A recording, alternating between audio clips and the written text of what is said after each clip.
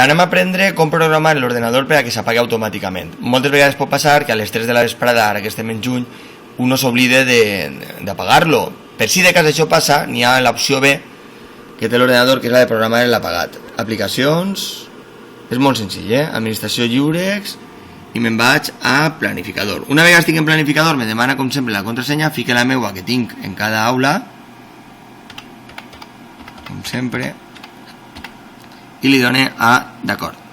Bé, això és el programador. El programador té els dies de la setmana i les hores. Li tinc que dir, vull programar així en la carpeta al costat que fica, personalitzar, actualitzar, replicar, no, apagar.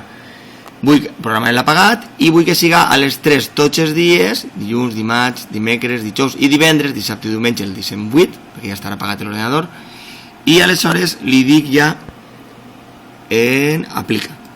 Unega aplica, li dic així d'acord i ja està. I ja queda programat. Espero que vos servisca.